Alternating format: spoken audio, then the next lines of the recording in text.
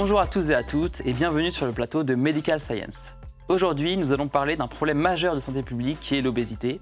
En effet, au cours de ces 40 dernières années, le nombre de personnes obèses a plus que doublé. Fort heureusement, ce sujet intéresse beaucoup les scientifiques à travers le monde. C'est le cas notamment d'une équipe de l'Université de Dublin, en Irlande, qui ont récemment suggéré le rôle d'une bactérie du nom de Akkermansia mucilifila comme pouvant prévenir contre l'obésité. Donc pour en parler, nous accueillons aujourd'hui la chercheuse et microbiologiste Escherichia coli. Bonjour madame et merci d'avoir accepté notre invitation. Bonjour, merci beaucoup de m'avoir invité sur le plateau de Medical Science. Alors on ne parle plus que de ça et vos travaux ont abouti à une grande communication autour du sujet et même à la commercialisation de cette bactérie comme probiotique en traitement contre l'obésité. Effectivement, cette grande campagne de publicité, elle repose sur nos travaux qui ont pu montrer que le microbiote pouvait jouer un rôle dans l'obésité. D'accord, mais qu'est-ce que c'est le microbiote ? Eh bien, le microbiote, c'est l'ensemble des micro-organismes qui sont présents à l'état naturel sur votre peau, dans votre sphère ORL, c'est-à-dire le nez, le nasopharynx ou vos voies urinaires, mais également dans le tube digestif. On dit qu'il y a jusqu'à 100 fois plus de bactéries sur votre corps que de cellules humaines. Donc c'est une flore colossale qui représente jusqu'à 30 000 espèces de bactéries au minimum. On sait que le microbiote est différent d'un individu à l'autre, qu'il pourrait avoir des effets négatifs ou positifs sur notre organisme et même être impliqué dans certaines maladies. D'accord, mais je ne vois pas bien le lien avec l'obésité. Eh bien, initialement, nous non plus, finalement. Il avait été montré que les patients obèses présentaient un état d'inflammation de leur organisme. Qu'est-ce que vous entendez par inflammation ? Eh bien, l'inflammation, c'est quand votre système immunitaire est activé. En général, cela fait suite à un stimulus, par exemple un virus comme la grippe. Et dans le cadre de l'obésité, cet état qui est anormal est vu par l'organisme comme une agression, ce qui active l'immunité, ce qu'on appelle communément les globules blancs. Et comment avez-vous trouvé cela ? Eh bien, ces cellules du système immunitaire, elles sont capables de communiquer entre elles via des petites molécules qu'on appelle les cytokines.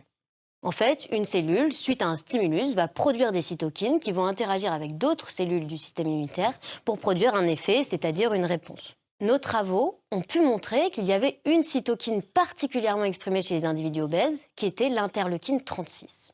À partir de ce résultat, nous avons souhaité étudier l'effet de cette interleukine 36 sur l'organisme et également sur le microbiote intestinal. Donc dans votre laboratoire, vous étudiez les interactions entre des patients et des bactéries de la flore intestinale.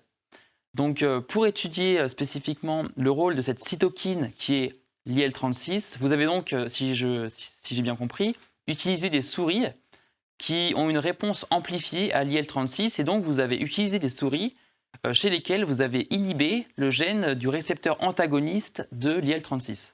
Oui, tout à fait. Cela nous permettait d'avoir des souris qui avaient une réponse amplifiée à l'interleukine 36. Petite explication en images.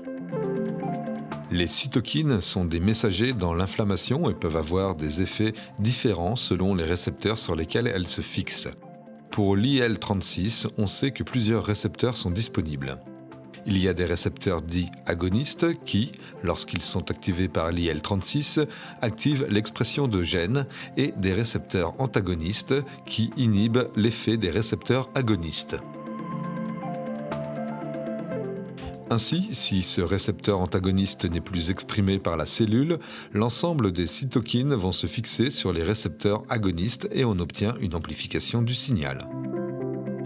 Donc grâce à ce schéma, on comprend bien qu'en absence du récepteur antagoniste, on a une réponse qui est amplifiée pour ces cytokines.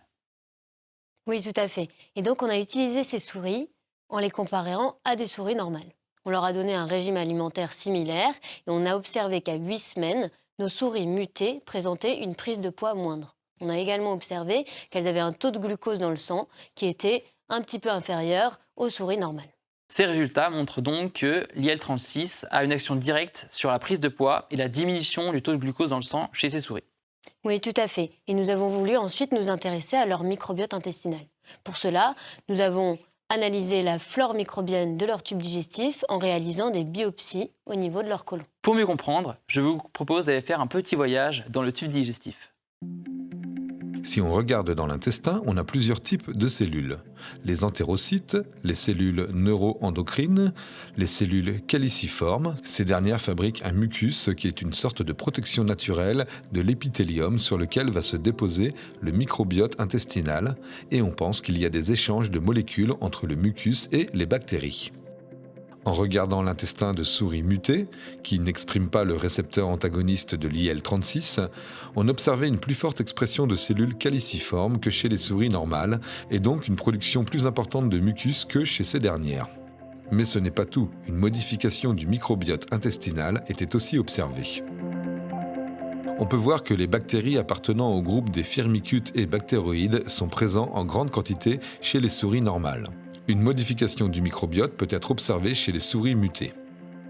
On remarque une présence importante de bactéries issues d'une famille appelée Verrucomicrobia, et notamment d'une bactérie appelée Akkermansia muciniphylla. Cela montre que l'IL-36, en plus de modifier la prise de poids et le taux de glucose sanguin, induit aussi une modification du microbiote intestinal. Donc nous sommes toujours sur le plateau de Medical Science en présence de Madame Colli. Donc nous avons pu montrer que chez ces souris, il y avait la présence de la bactérie Akkermansia muciniphylla. Donc, qu'est-ce que vous avez fait ensuite? Eh bien, on s'est posé la question de savoir si cette bactérie était responsable de cette diminution de la prise de poids et de cette diminution de taux de glucose. Donc, on s'est demandé, est-ce qu'on allait pouvoir prévenir la prise de poids avec cette bactérie qu'on a voulu inoculer aux souris normales.